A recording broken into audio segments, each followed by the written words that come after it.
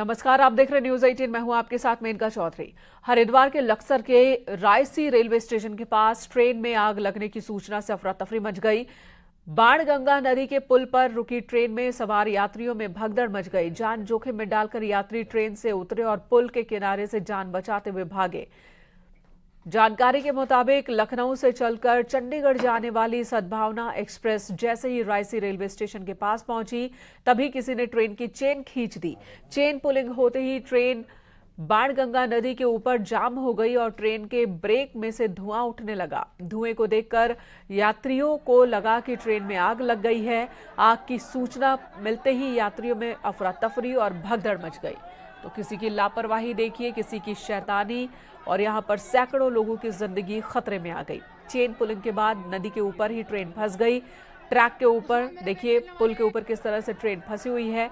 और चूंकि ब्रेक से धुआं निकलने लगा तो यात्रियों को लगा कि कहीं ट्रेन में आग तो नहीं लग गई, जिसकी वजह से अफरा तफरी मच गई, भगदड़ मच गई। डरे सहमे लोग ट्रैक पर उतर आए और वहां से भागने की कोशिश करते हुए नजर आए हैं।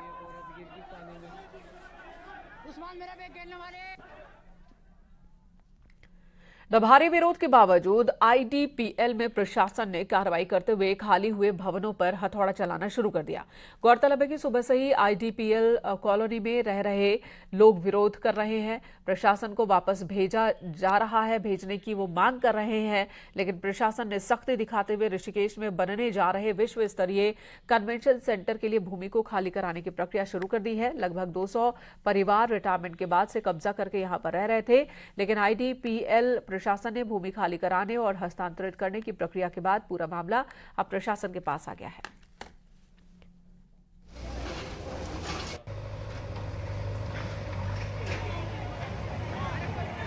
जैसा कि सभी को पता है, आईडीपीएल की लीज जो है खत्म हो चुकी है। मई 2022 में उनको 6 महीने का अतिरिक्त समय भी दिया जा चुका है और उन्होंने बार बार नोटिस भी भेजा है और साथ ही पेपर में भी प्रकाशित करके सबको सूचित किया है। अभी लेटेस्ट टाइम जो है 15 तारीख तक था जब तक इनको खाली कर देना था, लेकिन फिलहाल प्राथमिक तौर पर हमारा जो सरकारी जो आईडीपीएल के अधिकारी वर्ग रहता था और जो हमारे खंडहर पड़े हुए मकान हैं, सिर्फ उनका ध्वस्तीकरण चल रहा है। डोभाल हमारे सहयोगी इस वक्त फोन लाइन पर मौजूद है। आशीष, रिटायरमेंट के बाद भी 200 परिवार इन्हीं घरों पर कब्जा करके रह रहे थे। अब जब आईडीपीएल के हाथ से ये जमीन प्रशासन के पास पहुंच गई है तो जाहिर सी बात है प्रशासन कार्रवाई करेगा, लेकिन जो लोग यहाँ रह रहे हैं, जो विरोध कर रहे हैं अतिक्रमण हटाए जाने का, उनका क्या कहना है, उनकी क्या दलील?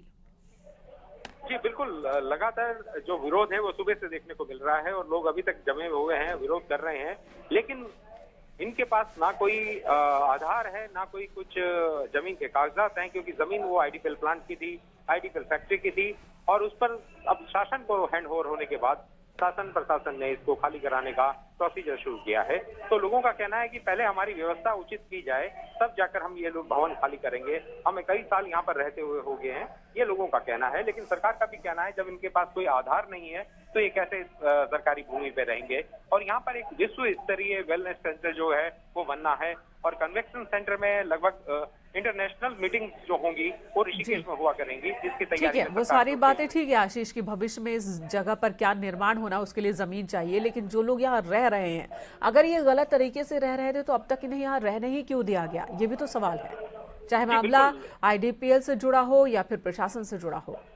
जी बिल्कुल, आईडीपीएल का एक प्लांट था वो लगभग 2 साल पहले बंद हुआ। उसके बाद से जो यहाँ लोग रह रहे थे, जो प्लांट पे काम कर रहे थे, तो आईडीपीएल ने उनसे एक नॉमिनल किराया लेकर इनको रहने दिया। अब आईडीपीएल प्रशासन को ये भूमि जो है पूरी उत्तराखंड गवर्नमेंट को लीज खत्म होने पर हैंड ओवर करनी पड़ी है और जब लीज खत्म होगी तो अब सरकारी भूमि ये मानी जाएगी और उत्तराखंड गवर्नमेंट अब इसको खाली कराने जा रही है। आशीष, धन्यवाद इस वक्त पूरी जानकारी देने के लिए। तो विवाद है, विवाद के बीच ही प्रशासन की कार्रवाई भी चल रही है।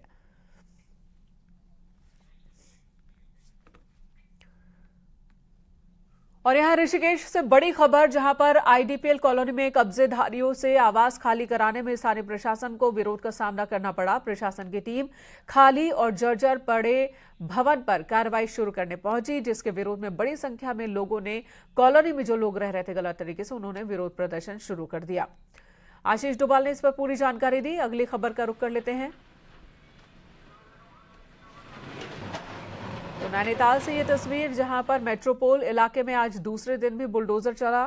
बताया जा रहा है कि आज शाम तक सभी घर ध्वस्त करा दिए जाएंगे, जिसके बाद खाली जमीन को सुरक्षित रखने के लिए प्रशासन तार बाड़ कराएगा।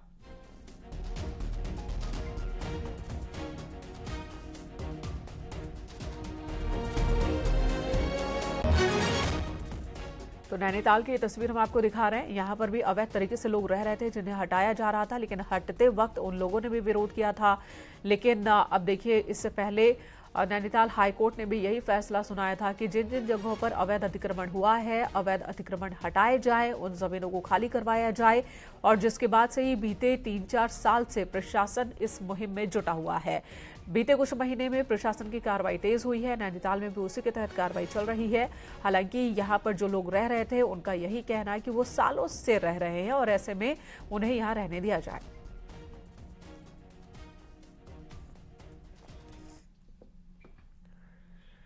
जोशीमठ में मारवाड़ी क्षेत्र में लगातार भूस्खलन हो रहा है। तस्वीरों में भी हम आपको दिखा सकते हैं कि कैसे पत्थर अलकनंदा नदी में लगातार गिर रहे हैं। बारिश से जोशीमठ का निचला हिस्सा और भी नीचे खिसक गया।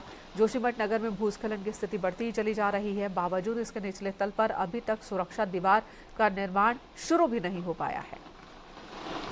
तो एक्सक्लूसिव तस्वीरें हम आपको दिखा रहे हैं, जहां पर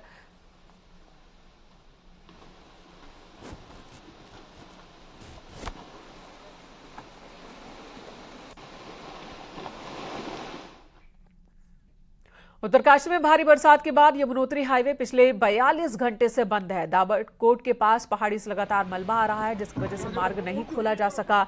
हालांकि राना चट्टी, राजस्तर, छटांगा, तलोग, गंगनानी, कल्याणी, इन सब जगहों पर मलबा आने से रास्ता बंद हो गया। यमुनोत्री हाईवे को देर शाम तक खोला गया। लोनिवी एनएच द्वारा मार्ग को खोला गया, लेकिन डाबरकोट के पास पहाड़ी से पत्थर गिरने की वजह से मार्ग अब तक नहीं खुल पाया। यमुनोत्री धाम की यात्रा शुरू नहीं हो पा रही है। वहीं जनपद में 30 ग्रामीण मार्ग भी लंबे समय से बंद है, जिन्हें खोलने की कोशिश चल रही है।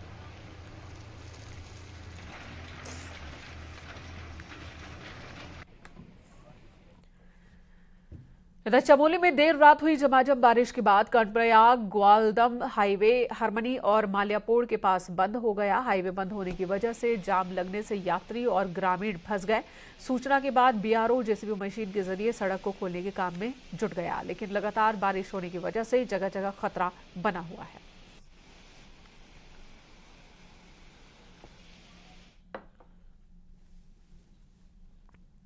उत्तरकाशी के गंगनानी में शुक्रवार रात को बादल फटने से काफी नुकसान हुआ। आपदा प्रभावित क्षेत्र गंगनानी की ड्रोन वीडियो सामने आई है। वीडियो में आप देख सकते हैं, गंगनानी के ऊपर 3 जगह छोटे छोटे बादल फटने से यह हादसा हुआ है, जिसकी वजह से 4 व्यावसायिक भवन समेत 23 घरों में मलबा घुस गया। नुकसान हुआ 19 आवासीय भवनों को आंशिक नुकसान हुआ है। लोगों ने भागकर अपनी जान बचाई।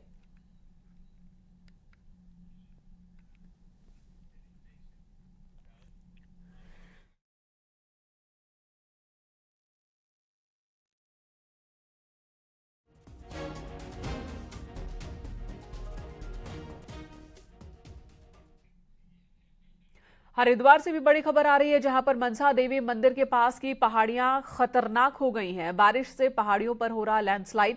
प्रशासन ट्रीटमेंट की प्लानिंग में जुटा है। पहाड़ का इस वक्त जीएसआई सर्वे करवाया जाएगा। सीएम पुष्कर सिंह धामी ने प्रशासन को निर्देश दे दिए हैं। हड़की पैरी समेत आबादी के लिए खतरा बन गया है ये पहाड़ से नीचे आने वाला मलबा आने से रेलवे ट्रैक भी बाधित हो रहा है।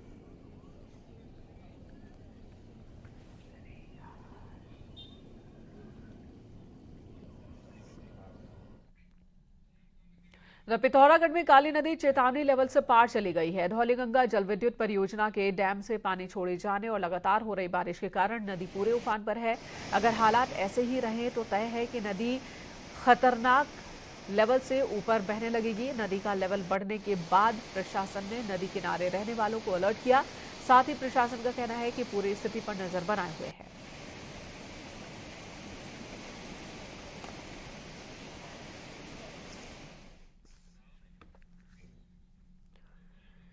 देहरादून से खबर, जहां पहाड़ी इलाकों में खतरनाक स्थिति बन गई है। छात्रों को ऑनलाइन अब पढ़ाया जाएगा। शासन ने प्रदेश में बारिश, भूस्खलन और आपदा को देखते हुए ये फैसला लिया। मौसम खराब होने पर एसडीएम और बीईओ भी छुट्टी का फैसला ले सकेंगे। आपको बता दें, कई जगह जान जोखिम में डालकर बच्चे स्कूल पहुंच रहे थे। ऐसी तस्वीरें सामने आई, जिसके बाद ये फैसला लिया गया।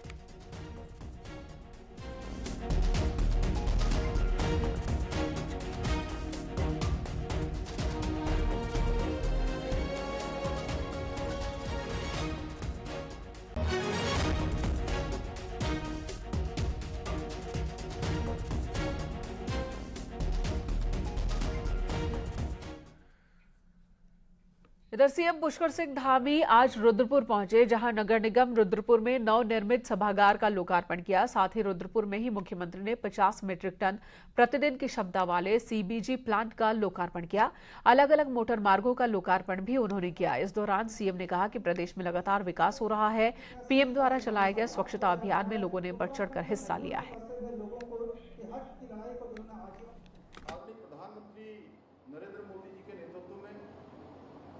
शुरू किए गए स्वच्छ भारत मिशन के अंतर्गत हमारा लक्ष्य है कि अगले आने वाले वर्षों में 2, 3, 4 वर्षों में शहरों को जो कूड़े के ढेरों से मुक्ति मिले और उन्हें ग्रीन जोन में बदला जाए। हर जगह हरियाली हो, हर जगह जहाँ जहाँ से कूड़ा हटाया जाए उन स्थानों पर पौधारोपण हो। और इस समय में पूरे प्रदेश के अंदर जो हमारा हरेला पर्व 1 माह तक मनाया जाएगा, उसमें सभी विभागों से कहा है कि सभी विभाग अपने अपने स्तर पर सामाजिक संस्थाओं को लेकर, स्वयंसेवी संस्थाओं को लेकर, तमाम प्रकार के जो संगठन चलते हैं, हमारे विद्यालय के लोग, अन्य संस्थाओं के लोग सब मिलकर वृहद रूप से वृक्षारोपण करें। भाइयों बहनों, आदरणीय प्रधानमंत्री जी के स्वच्छ भारत के सपने को हमने एक प्रेरणा के रूप में लिया है, एक मार्गदर्शन के रूप में लिया। सीएम पुष्कर सिंह धामी आज से 25 जुलाई तक दिल्ली दौरे पर रहेंगे। सीएम आज केंद्रीय मंत्री नितिन गडकरी से मुलाकात करेंगे। 25 जुलाई को दिल्ली में प्रदेश बीजेपी की महत्वपूर्ण बैठक होने वाली है, जिसमें राज्य सरकार की ओर से मुख्यमंत्री पुष्कर सिंह धामी, लोकसभा और राज्यसभा के सभी सांसद, प्रदेश प्रभारी दुष्यंत गौतम मौजूद होंगे। राष्ट्रीय महामंत्री बीएल संतोष की अध्यक्षता में होने वाली इस मीटिंग में निकाय, लोकसभा और सहकारिता विभाग के चुनावों को लेकर रणनीति तो बनेगी ही, सरकार और संगठन के कामकाज की भी समीक्षा होगी। इसी के साथ संसद के शीतकालीन सत्र में उठने वाले उत्तराखंड से जुड़े सवालों को लेकर भी चर्चा होगी। बैठक के 4 बिंदु हमने तय किए हैं। पहला विषय कि लोकसभा चल रही है, लोकसभा के अंदर राज्य संबंधी अनेकों विषय होंगे। सांसदों ने ऐसे कौन से विषय, उनके विषय ध्यान में, जिन विषयों को उसमें प्राथमिकता के साथ लोकसभा के अंदर वो उठाएंगे। और कुछ और संगठन के माध्यम से भी कार्यकर्ताओं के जो सुझाव रहते हैं उनको भी हम माननीय सांसदों इस दिशा में चर्चा करेंगे। देहरादून से खबर, जहां एसटीएफ की वन्य तस्करों के खिलाफ बड़ी कार्रवाई हुई। 4 वन्य जीव तस्करों को गिरफ्तार किया एसटीएफ ने। इनके पास से बाघ की खाल, 15 किलो हड्डियां बरामद की गई। पिथौरागढ़, धारचूला के रहने वाले हैं ये चारों, जो लंबे वक्त से तस्करी का काम कर रहे थे।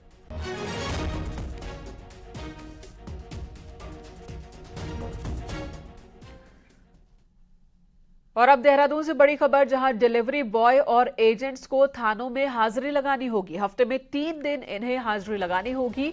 देहरादून के एसएसपी ने स्विगी और जोमैटो जैसी कंपनियों को सत्यापन के निर्देश दिए हैं।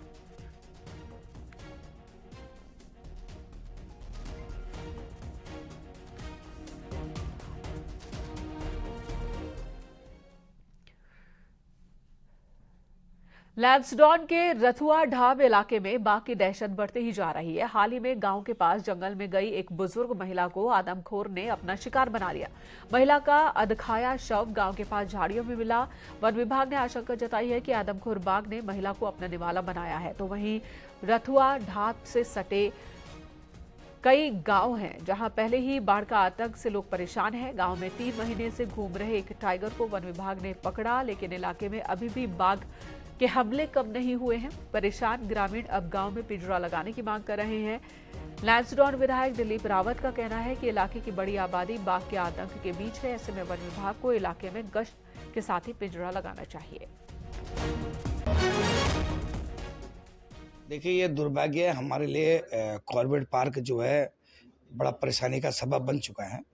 और मैंने अभी जब भी घटना के बाद मैंने DFO को बुलाया और उसके बाद RO को और वहाँ के सारे स्टाफ को निर्देशित किया है कि उस पूरे चौकसी बढ़ा दिया जाए। और कुमाऊं विश्वविद्यालय से अलग सोबन सिंह जीना विश्वविद्यालय की स्थापना अगस्त 2020 में हुई, जिसमें आवासीय विश्वविद्यालय को 13 प्रोफेशनल कोर्सेज के साथ मर्ज किया गया। लेकिन आज एक भी कोर्स यूनिवर्सिटी में नहीं चल रहे हैं और न ही ठीक ढंग से विश्वविद्यालय स्थापित हो पाया है, जिस पर विपक्ष को भी सवाल उठाने का मौका मिल गया है।